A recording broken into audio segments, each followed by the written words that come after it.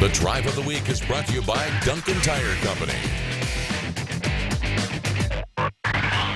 One of the better early season stories has been the Houston County Bears. They were 3-0 entering tonight's game with crosstown rival Warner Robins. The Bears were scoring a ton of points, 43 per game so far. Von Lasser's team beat Warner Robins last season 27-23, so you know the Demons were out for revenge. Warner Robins beat Cross Creek 49-7 a week ago.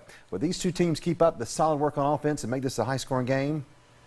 Let's go to the highlights and find out from McConnell Talbert Stadium for the action of this game between the Bears and the Demons. Here come the Demons out on the field. Of course, big crowd at McConnell Talbert for this one right here. First quarter opening kickoff. Reggie Gordon is going to get it on about the 8-yard line for the Demons, and he's going to take it for a nice return up the middle now to the left side, 40, 45, 50, and knocked down around the Bears' 45-yard line. Nice return there.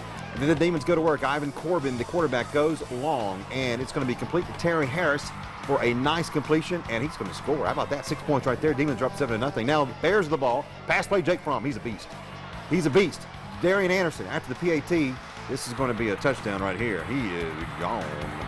Some offense in this game right here. 7-7 the score right there after the PAT. Warner Robins now on their own 33-yard line. Corbin is going to get to work again to Marquez Callaway, and it's going to be complete for a nice catch right there. Great catch. Then again, Corbin to Callaway again, and he's going to get him again for a nice play down to the 12-yard line. And the Demons would then poke it in from a few yards out to get back on the board again. After the PAT, they made it 14-7. The Demons were on top. Second quarter now, Bears. Jake Fromm, he is really good. Look at this kid. Look at him, Jalen Searcy to the 28-yard line. What a play right there. Then Fromm to Caleb DeFrawn right there on the 12-yard line. But, oh, no, that's incomplete. But they're knocked on the door. They're getting it inside the 5, and they get it to Kenny Gant. Touchdown. Bears go on to win this. I mean, look at this score. 62-30 is the final score. Houston County has got them a team. They win over Warner Robins by 32 points. How about that? Now to Macon, Ed DeFore Sports Complex, Central at Westside. Here we go for the action. Seminoles knocking on the door early on. Deep in Chargers territory on the Central 5. Shotgun to Daquan Taylor. He hands off to Cedric Hollingshed, and he gets it in there for the 6 points, 7-0 after the PAT. Westside gets it back now on the Central 45. Taylor fakes the handoff, throws out to his right. Jeremy Mitchell, and he has some running room. He's going to be knocked down around the Central 29 for a gain of about 16 yards and a first down. Very next play now, Taylor going to throw again. Now to his other side, left side, Steve Dolphus gets to the 20, to the 15, but when he's hit there at the 10, he's going to be knocked hard by Bobby Cummings, recovered by Carlos Ferguson on the Central 3-yard line for the Chargers. Big turnover there. Chargers, though, had trouble on offense. Into the quarter, still 7-0. Then second quarter, Westside getting it. Shotgun handoff to Hollingshed, gets it at the 3. Then Taylor going to back and fumbles it, and he's going to be knocked back all the way to the 20-yard line there. Good defense by the Chargers, making it tougher. Westside. Seminoles go for it now on this play right here on the 17-yard line. Goes to air, but it's going to be picked off right at the goal line. Amari Davis, essential, with a big turnover there for the Chargers, but the Chargers could not move it. Seminoles got it back. Marcel Williams at quarterback, and he goes long. He heaves it.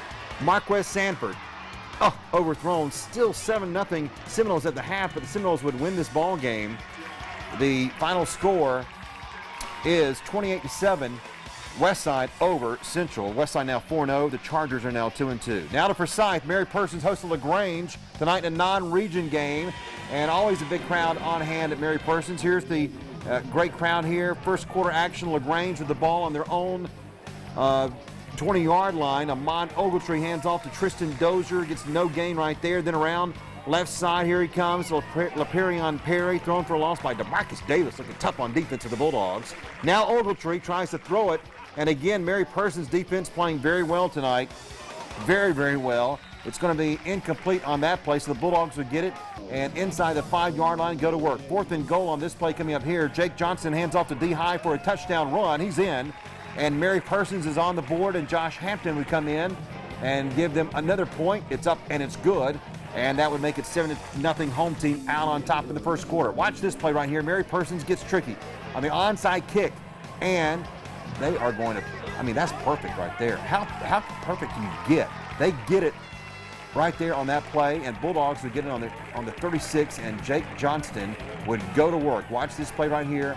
Malik Bledsoe And they are not going to. He looks like Devin Hester of the Falcons. He's gone. Touchdown, PAT up, and it's good.